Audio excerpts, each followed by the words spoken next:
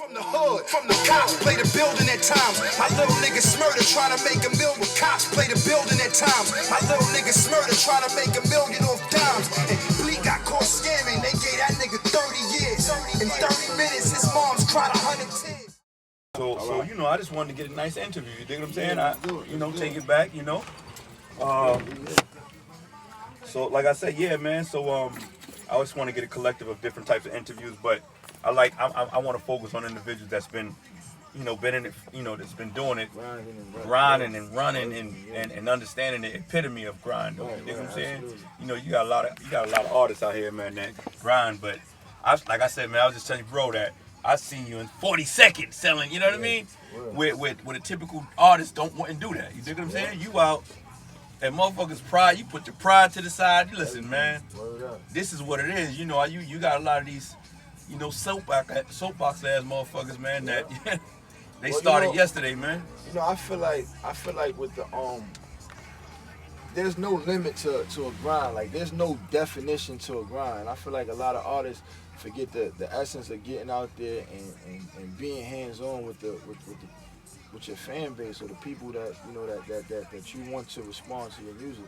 So I feel like it's no different from a record sale is a record sale however you sell it. Right. You know what I'm saying? So I think I would encourage a lot of people to go out and to anywhere where there's a mass amount of people and try to get record sales. You know what I'm saying? Like speaking on Times Square and stuff like that. And I think that's the problem with artists nowadays. Artists are just too cool. Like, right, and that's what I'm saying. So, for me to see you provide a level of catering to a population that the typical individual won't. Mm-hmm. You got to understand the essence of to me of grinding is being out there, man. You know what I mean? Being out there, like you in the pitch. You see what I'm saying? Right. You got a lot of individuals that have never transitioned. They when they transition right from one thing to another, they became viral heads where they only put their music on internet, and that was just that. They wasn't communicating with the community. You dig what I'm saying? You got out there, man, and it's hard for the typical individual to accept no. So you out there selling a CD. You dig what I'm saying? Mm-hmm. Deck down. You know what I mean? I'm in mode. You got a motherfucker telling you no. Typical, this motherfucker telling me no, but you stay out there, man. You know what I mean? It's synonymous to a motherfucker out there doing what he do. Yeah, it is. It's the same thing, actually. It's no different. I think the music hustle and the drug hustle is really the same hustle. Right. It's just a different product. Of course. For a different consumer. You know what I'm saying? So it's like, it's just, like I was like niggas is just too cool, man. Right. Fuck all that cool shit, man. Right. Get out there and grind and promote that music and be heard. You know what I'm saying? Because I remember back in the days, like when we was growing up, I remember my first time seeing DMX. I seen him on 125th. It was like 1,000 of them Rough Rider niggas. They had the bikes. Mm-hmm. And they was pushing, I forgot what record it was, but everybody that walked by, they was trying to get that record off to them. But it was a statement. And that inspired me. It was like, damn, these niggas is like, whatever you do, you go hard with it. Right. Grind and, you know what I'm saying? You take it, you go ahead and know whatever. At the end of the day, you just gotta grind and you just gotta go hard. Which was a great statement, though. You were able to see that. You once again, it was more hands on. Yeah. But just to rewind it, man, a lot of individuals that have really took you on within the last, I want to say year, don't know that you've been doing it 10 plus. You see what I'm saying? Yeah, it's not overnight. Right. It's not overnight. Corrupt money. I'm going back money, corrupt man. money, man. You dig what I'm saying? Yo, that's crazy you say that, because I was just telling somebody that where they was like, damn, yo, they was like, yo, they said some shit or whatever. And I'm like, yo, at the end of the day, like, this is a process. Mm-hmm. Like, it may seem like overnight for you as a person who's becoming aware of me, but this shit is like a lifetime, right? Full of sacrifices and money being spent and time being spent away from the people you love and confusion amongst the people that you build with. Like, this is nothing overnight, like this music shit, because it's like what you see me do, like I could put a video out today that could probably go viral tomorrow and get 200 million views on whatever, and people would think I'm this overnight sensation, but they don't know everything that built that led up to me being able to put out that record, and the knowledge that I may have, you know, gained from the 10 years of experience that I got. From just trying and failing and being in certain areas, I mean, not certain areas, being around certain people, you know what I'm saying? Like, and just learning things. Like, it's real. Like you said, Corrupt Money, we was doing Corrupt Money with BUCKWILD in 02, 01, 2001. You know what I'm saying? We put a record out with Buck. Bondage in 2004. Wow. We in 16. Yeah, man. So in that process, Rax, was there times where you wanted just to leave it alone?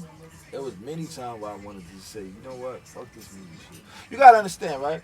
The music industry is not designed for people, for people like, for you coming in? Yeah. Man, I need the cab number, man. The music industry, right? Excuse me for 1 second. All right. So the music industry, my bad about that. The music industry is not designed for unsigned artists to get in.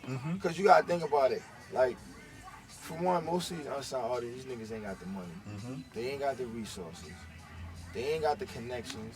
And me kind of being inside now, I see that it's really about who you know. So you running around, you spending money on studio time. You spending money on producing your records or paying for beats or getting artwork and shit like that, right? You paying, some of these niggas is paying for shows. So you figure you doing all that for 10 years straight, you not making no money back. You put a record on iTunes, nobody knows it's there because you don't have the resources to market it. It's not designed for unsigned artists to get in. So when it's like I realized, like, yo, it's all about who you know in this game. When do you feel that you touched a mass amount of people? I mean, because I don't feel like I touched a mass amount. Okay, that amazes me because of course, you know, I'm an individual that's been in the game. I've watched. So when I called you that time, you know, you were so humble. It was just like, yo, Rel, I don't, you know what I mean? But of course, I got to still keep my ears to the ground. So at this current moment, you still don't feel that you touched a mass amount? Not at all. I don't think I don't. You know why I say that?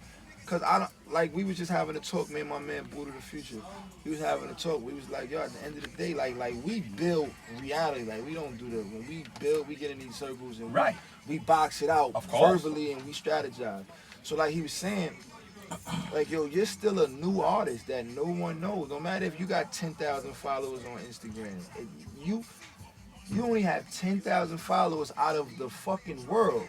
You feel me? Right. Like, there's so many people who have no idea who you are.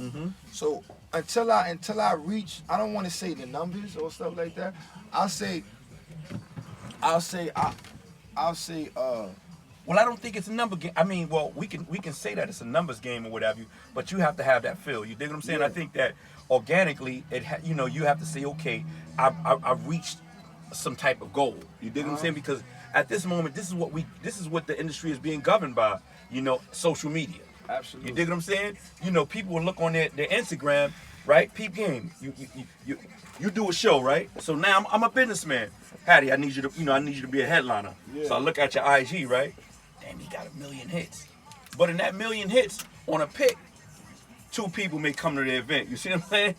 So, you know, I asked that question to help you understand that, you know, I think that it's a feel. You dig what I'm saying? As opposed to playing that game. You dig? Absolutely. Because that viral game, man, it's so superficial, man. That viral game is, and you know what it is. I mean, it helps in some way. It helps in a lot. Yeah, don't get it twisted. Yeah. But once again, man, you know, do it.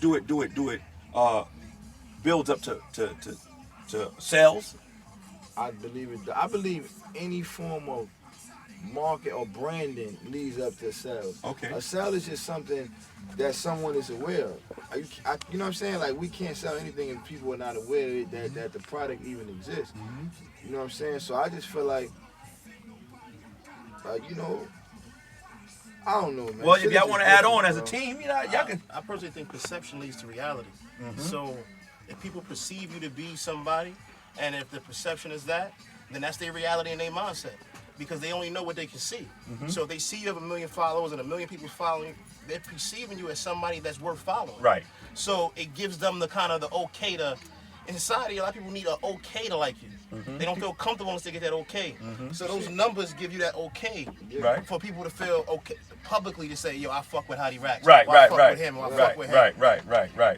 right. But you know what I think? I think that like you just said, you said a good point. You said a goal. When do you feel like you reached a goal? And I that's feel what- like yeah. I've reached certain goals because where I'm at now, a lot of things that like I was talking to, I think I was talking to you, June. I was talking to somebody, one of my brothers about last year it was certain things that I was like, yo, how the fuck we don't got that yet? Right. Or how the fuck we ain't here yet? Man, like, fuck this shit, bro. This shit ain't meant for us, bro. Like, we gotta do something else. Like, this shit ain't meant for a nigga to get into it. And all of those things that made me want to quit. I remember I was talking to Dot one day at like 3, 4 in the morning. I like, yo, Dot, fuck this music shit, bro. No, man, I'm gonna And that was just a hot second ago. That was what? It was like maybe like January. That was like 4 months ago. And it was things that I felt like I should have had by now from all of these years. Right. And being, you know, being as talented as I am, I feel like, how the fuck these niggas don't know who I am? So the things that made me want to quit 4 months ago are things that I have in abundance now. Oh, right. So that's a goal. That was a goal for me. I feel like I accomplished something because at the end of the day, like, I'm not where I was 4 months ago. Right. You know what I'm saying? Which is a good thing because when you see the problem is like we were just talking about with unsigned artists, and we don't see growth. It took me 10 years to go to that level. I don't know if I got another 10 years in me to go to another level. So that's why I say it's a good thing that I've seen what I've seen. It won't take me 10 years now because I see now the inside. I'm inside. I see all these motherfuckers is connected. The promoters fuck with the artists fuck with the bloggers fuck with the people who book shows, the people who book shows fuck with the stage crews. Yeah. Everybody's connected. So it's like it's not. I didn't notice in the process of, you know, in my build up time. Now that I know it, it's like I sit back and I be like, it's a wrap. This is certain thing that I like. You got certain people. I'm a nigga that you show me something. If you show me a sucker, I know you're a sucker. If you show me that you're a sucker, I know that you're a sucker. If you show me something that I want to learn, and I learn it, I got it. Like there's nothing that can sidetrack me. I won't ever feel like damn, why we not here right now? So now, Haddy, so we go through that, right? How do you maintain a level like your sound? You know, I think that what happens is in that 10 years, you know, at one point it was an every year type thing when music changed, you know, dramatically. The sound, the lyrical content. How do you maintain that flow? You dig what I'm saying? Because when I hear you, I hear, being a little older dude, you know, I hear that that was that night. And it's hard. I don't even want to put that in the 90s sounds, but it's clarity in some sense. You dig what I'm saying? Yeah. Where I don't hear It's type conscious. shit. It's conscious. You think it's conscious? It's conscious music. That's It's music it has substance. How do you maintain that Now, the way without you- selling your soul? Well, the way you maintain it is just by when I create a record, like somebody asked me the other day, my mother asked me. She watched the Slipping video. You know who's about the Slipping video? She watched the video and she said, like, is that really you? Like, meaning like, is this what my son is doing right now?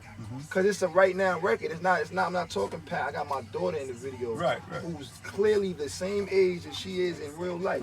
So it's not an old video. It's not something that we were doing 5 years ago. It's actually something that someone would see and say, yo, this is what this nigga's going through right now. So what I'm basically trying to say is that the way I keep myself in that zone is just by giving you me. I can't fake an emotion. I can say, yo, Rel, you my nigga, and in my face, I can have the most fakest smile on my. You like this nigga is fake. Right. And in the back, I can't fake my emotions. If I'm mad, I'm mad. But the lyrical content, though. So, okay. So with the lyrical content, it's just what I'm feeling. You know what I'm saying? The lyrical content is just my baby moms hate my guts, but I'm stuck with her. And right now, life is a bitch, but I ain't fucking her. Right. Like, that's real shit. Yeah. I can't fake that. My baby mother hate my guts, but I'm stuck with her. Right. And right now, life is a bitch, but I ain't fucking her. Right. I can't wait to see me out the slums. My man ducking an indictment. He on the run. Like, this is what real life. No, and I get that, you know, and I say that, and I ask that question, you know, because you know, you have individuals that may be in the same age bracket, may have come up in the same sound, but have given you what's currently out. You dig what I'm saying? So every month or every 6 months, they're transitioning from the original sound to a sound that's currently out right now. You dig what I'm saying? Yep. And that's what I'm saying. I know that you'll give me reality. You dig what I'm saying? I know you'll give me the slip, and I know you'll give me racked up. You dig what I'm saying? I know you're gonna give me that sound. Absolutely. But you know, for a lot of us, man, you know, it's amazing that we fall back, and some of us anticipate, oh man, this motherfucker, he done got a little light. He about to start doing that. But this is, you know what I mean? And I'm not saying there's nothing wrong with it. But can you give me one and just keep on keeping on and remain who you are? You know what I say to that? I say this. I was in Jacksonville, Florida, right? I was at the Diamond Award. Shout out to Bigger Rankings and Kingpin and DM and Rap Juggernaut, right? Right. Check this. So when I'm out there, I'm the only East Coast nigga up there. I'm talking about it's niggas from Atlanta. The Diamond Awards is a real big award show in Jacksonville, Florida. Jeezy, Yo Gotti, these are all people that's been a part of this award show. So, but it I don't want to say it's caters to you know to down bottom, but it revolves around them, which is respectful. You know what I'm saying? Because that's their major their respect thing. to that, yeah. So boom. So I get the invite to go out there, right? When I get out there, they make me perform right away. Bigger Rankin, shout out to him. Yeah. Yo, Haddy, you ready? Go on. And when I went on and I performed, and mind you, I'm in Jacksonville, Florida, with Atlanta, down south people, period. Yeah, you on that belt line, yeah. And they're playing, their music has a certain sound to it, right? So it's totally different totally left from the music I'm playing, right? So when I go up there and I perform, after everybody perform, people is just like this. Like, oh shit. Cause I gave them me. Right. From where I'm from. I didn't go out there and get them, I represented where I'm from. And I held my own. And this is what people want to see. I feel like I love trap music and we all that. I listen to that shit all. I'm fans of that music. Yeah, you and I both. But I also feel like there's nothing wrong with the music they make. They make their sound of music. I feel like artists are afraid to make their sound of music. Right. You feel me what I'm saying? I had a nigga tell me, yo, how the fuck can you still sound like you from New York, bro? What the fuck I'm supposed to sound like? Like I'm from somewhere I'm not from? So can I ask you this, Haddy? Yeah. Now that I hear that, right, and I see that you got a strong team, right?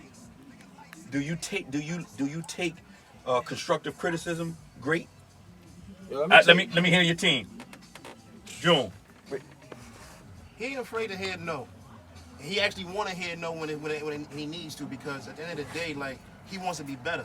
Okay. So he wants to know what he's doing wrong, and if he don't agree with you, he's gonna let you know he don't agree with you. Right. He's not gonna just say, "Oh, you say no, so we're not gonna do it." Right. But there's gonna be a conversation, and then he's gonna come to a head and try to meet somewhere in the middle. Good. Well, what I can say for sure is he's a strong, strong-minded, very passionate person, especially, when it comes to family like us. And there's a few people who's actually not right. Of course. This is just not the. Excuse me. This is not just the team right here. There's actually a bunch more people. Of course. Let's count roll up. There's actually a bunch of people that's actually not here, but we're like a genuine family. We all love each other. We all have our issues. We all go through stuff.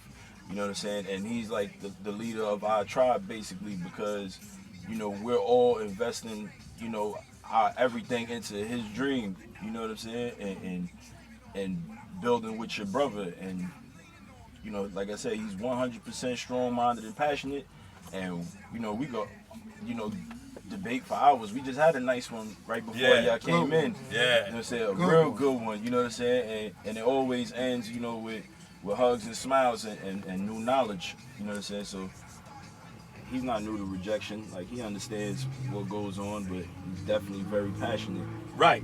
And I asked that question, man, you know, because a lot of times we have to be a bit more meticulous in who we have around us. You know what I mean? Very important. I mean, it can be any type of walk of life. You dig what I'm saying? But when it comes to music, you know, and especially in this day and time, you know, for a lot, man, this is their bread and butter. You dig what I'm saying? So now, if you got a team around you, sometimes the team can be your they can be your downfall. You dig what I'm saying? So those questions, and I add y'all on. You know, we gonna have this in the end. I ain't editing none of this shit out. But it's imperative that you get a sound. You know, because it's imperative that you get the purity of where people stand. You dig what I'm saying? Right. You know, I sat back even when knowing that you had Dove involved. You dig what I'm saying? Right. Like, threw me for a loop. I said, oh man, this is a win-win situation. You dig what I'm saying? Right. I think what happens is, which is nothing wrong, as we grow up in the hood, you dig what I'm saying, that you get that certain individual, right, that becomes that one. You dig what I'm saying?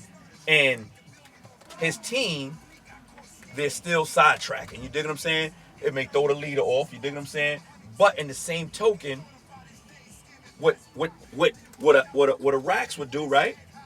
He would hire his bro, right? His second in charge or this in charge that may not know nothing about organization. And sometimes that can be his downfall as well. You know what I mean? So I'm just looking and I'm just asking and I'm inquiring, and I love that. You know what happens? A lot of times, right? It's like we can set people up for failure. Like, if I know, like, if you know I can't do, like, I'm gonna be real with you. There's certain things that people are not gonna delegate to me. They're not gonna say, yo, Haddy, you're gonna be the nigga in charge of answering the phone. They're not gonna. I'm saying certain things that So it's like, cause I have bad. I'm not gonna lie, I have bad phone. Like, I'll be all over the place with the phone. But at the end of the day, I just feel like as long as your crew is tight, then you tight. Right. You know what I'm saying? Because at the end of the day, like, what people fail to recognize is that everyone is great. You can do something better than me. Or not, wrong thing. You can do something that I can't do, that I can learn how to do through you. So it all boils back down to, what are you good at? That's what you're good at? That's what you're great at? Cool. This is what I'm good at. Yo, what are you good at? That's what you're good at? All right, cool. You do what you're good at. I'm going to do what I'm good at. We're going to all do what we collectively, individually are good at, great at, and we excel at. We're going to do it, and we're going to put it together, and we're going to see great results, because you're going to do your shit to the best of your capability, and I'm going to do mine, and we're going to take it serious, and we're going to move forward, and we're going to progress. You feel what I'm saying? Like, no, I got you. Regarding your music, though, what's your angle right now? I mean, do you want to get signed, right? Or do you want to remain an indie? It depends. It depends. Like, I'll be real. Like this is something that I'm doing to make a career. Like, I ain't doing this shit just to put out a mixtape. Yeah, right. Had the niggas in my hood like, yo, you heard Racks new shit? Yeah. Man, listen. The niggas in my hood is they're gonna support me regardless, because the relationship. I'm trying to make a career. However career goes, whether it be indie, whether it be signed to a label, as long as we're making a career and we being successful through our music, and we ain't in the streets no more, and we ain't losing each other due to the streets no more, that right there is already successful. Have people been screaming at you? I've got a few people that hollered at me right now. Right now I'm in the process of getting like a lot of niggas. I'm at the stage where a lot of people that I grew up listening to are reaching out to me. Like, yo, I like what you doing. Yo, I'm fucking with it. Like, I just ran into Styles. Several people, you know what I'm saying? They like, yo, I see what you're doing. Fuck with it, keep it going. Like, cause at the end of the day, we just want to continue to create music that people can relate to and people can feel. Like, you know what I'm saying? It don't. That's our goal, and to make money. We want to. Of course. Oh no, man. Listen. I usually ask this question. You know, I ask a 5 year, but in a year from now, what do you see yourself? In a year from now, I see myself being definitely definitely on a totally different level.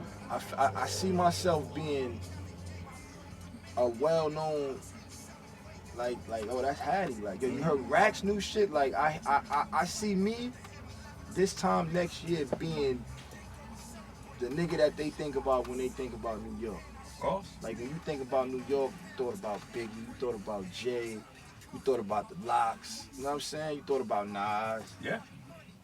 You know what I'm saying? DMX, you thought about DMX. Like, these are the people that I see me being next year. You think about Haddy. Nigga come from out of town, yo, I gotta give a Racks to them niggas, man. Yo, who can link me with Racks? Racks. Besides your music, right? You know, a lot of times we, you know, and I ask well-rounded questions. Is there anything that you would like to invest in?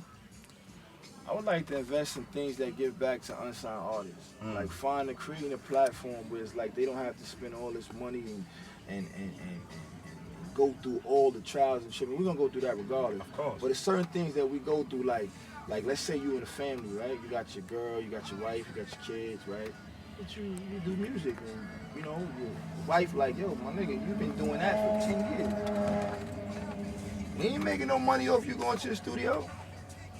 Like, I want to create programs for people like that, where it's like, yo, you got talent, I want to find a way to bridge it without a motherfucker having to lose his girl because he want to create music and he taking some of his savings money and going to the studio, or a motherfucker being in the streets all day risking his freedom just to make some money to hire a fucking publicist and some shit like that. I want to create a platform where people don't have to do that. No doubt. You know what I mean? No doubt. I think that's what's missing. Like, if we have things like that, it's so much talent out here. When I get dudes that hear me and be like, yo, I'm your, like, yo, you remind me. I had a dude on my Instagram, literally, recently say, yo, you remind me of Hov, yo.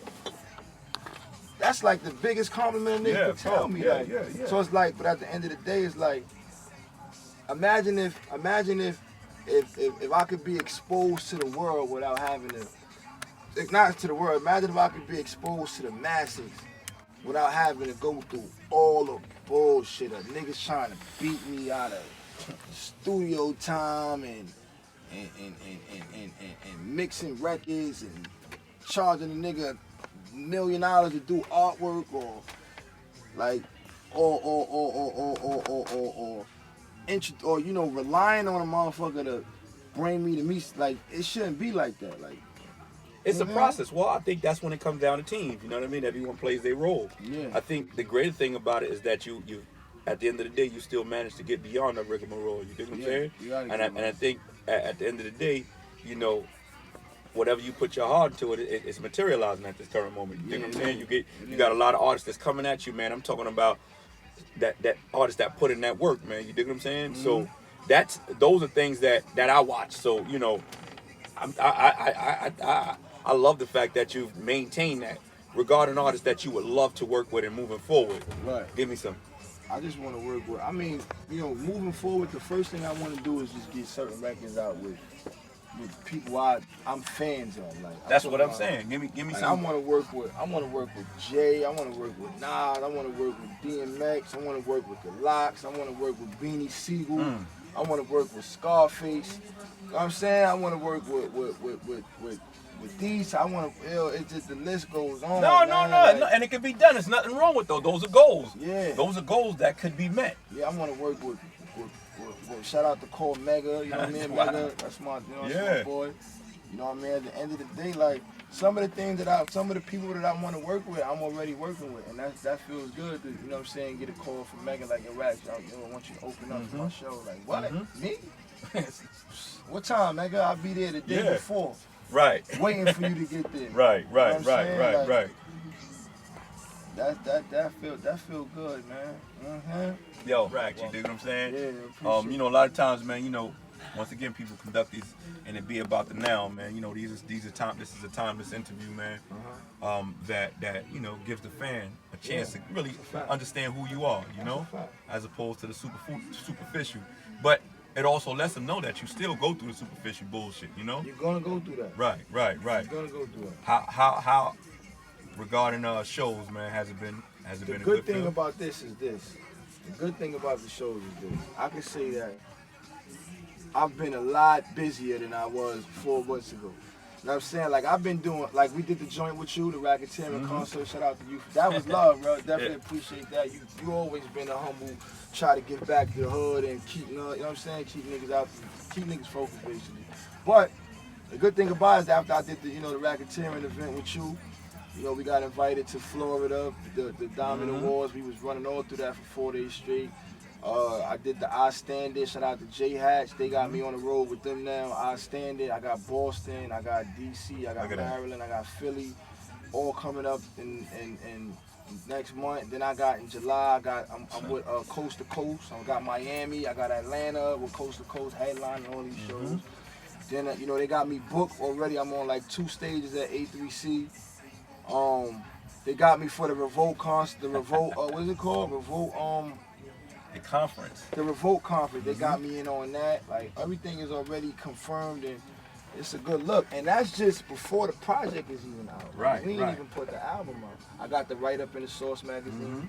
I dropped the Racketeering mixtape with K Slade. Shout out to K Slade. Me and June just shot the Straight Stunting Chronicles. We acting now. We actors now. Hey, but listen, but it's a good thing. Look what 4 months of months prior of to this, it was frustration. You know what I mean? At the top of the year. 4 months. Patience, though. Patience is a mothflower. You dig what I'm saying? And strategy. And yeah, of course, strategy. I mean, but the frustration, didn't put you in a position where you said, you know what, I'm gonna relinquish ties with all of this. You dig what I'm saying? That frustration kept you. It almost did though, and it was people like my crew that be like, June, Bill, B-Dot, niggas like, you want to do what? Right. Man, you nigga, we gonna kill you. Yeah, but you get those calls. Yeah. Racks, what's up? Yeah, fact. You think, and it's crazy because when I called him, he like, the first thing is, nah, Rel, I got you. But I'm in my mind, I'm like, nah, this is how we gonna talk financially first. Right. You dig what I'm saying? Yeah. See, he's so humble with it. He ain't even. He said, Rel, I just want to do it.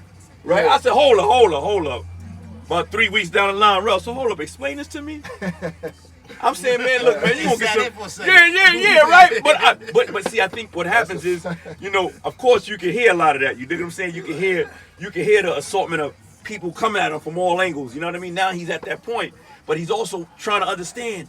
Damn, man, this shit is happening now. You dig what I'm saying? Yeah. It takes time to turn over. It's like a car, like it got to rev a few times before you realize, this shit really just turned over. Right. And then when it turned over, you got to be ready for it. Yeah, man. The motto is stay ready so you won't have to get ready. You dig what I'm saying? And as you see, man, it seemed like your whole year is a. I mean, first quarter. Ooh. Oh, we also just got we just dropped Slipping. Bossip. Yeah. Bossip. When I got that, I was like, oh, shout out to Jen. Jen, thank you. You know what I'm saying? It's just a lot going on, man. Regarding the project, man, before we close out. Okay. Now, when you say this project, are you going mixtape route or is it an album? Well, we just dropped the mixtape. I know that. Yeah. We dropped Racketeering. Right. Now we dropping the album. This is special to me because this is my first official LP, all original music, produced by Buddha and Grands, Chop 165. Like this means a lot to me because this is Haddy right here. Like you're gonna listen to this and you're gonna literally be able to say, yo, I know this nigga for years. Just from listening to this 30-40 minutes of this album. Cause I'm bringing you from the beginning to right now. So you're gonna listen to it and you're gonna go through my whole life just hearing it, where I'm from, what I grew up doing, who I hang with, where I'm from in the Bronx, or you can hear all that shit. Haddy, I'm just no insults to it, but is it you or is it a compilation? And I say compilation in the sense that, people put their first joint out and they throw a slew of artists on there. See, that's a great question you did. Because there's nobody on there. Only person I got on here is Dave East. I got him on resume, and I also got my you know, one of my label affiliates. Okay, yeah, that's respected. I'm Randy just Christian. yeah. He's incredible R&B singer. No, that's Crazy. respected. And no pun intended to individuals that did it that way. You dig what I'm saying? Yeah. But I just wanted to ask that. You dig what I'm saying? No, that's a great question though, because I just felt like with this project, I didn't want nobody. We got Jim Jones is doing a remix. We got remixes that'll be on future projects that are remixes to original music on this project. But as far as features, the only feature that we really got is Randy Christian and Dave East. And I just wanted people to come in to get to know Haddy. Before I give you Haddy and featuring him and featuring, I want you to say, yo, this is me. Okay. So the name of the album is Resume. You know what I'm saying? Because at the end of the day, like, music is a job.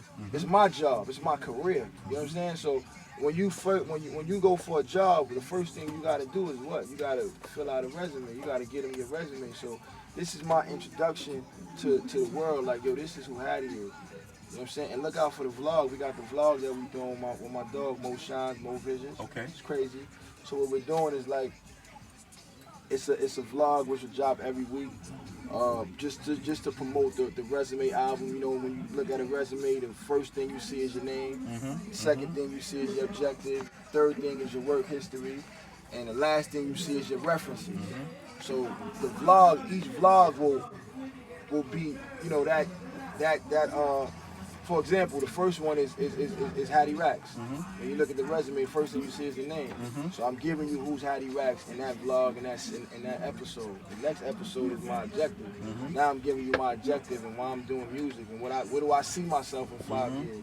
And then the third episode, I'm giving you the work history, everything I just named that we've done already, the Source magazine, the write-ups, all that, the mixtape that we put out, all that.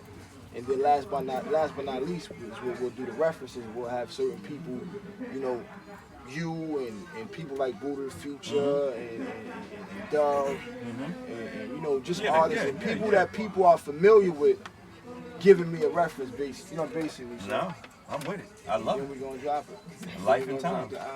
H Racks, I love it. So let's go. We good money. Word.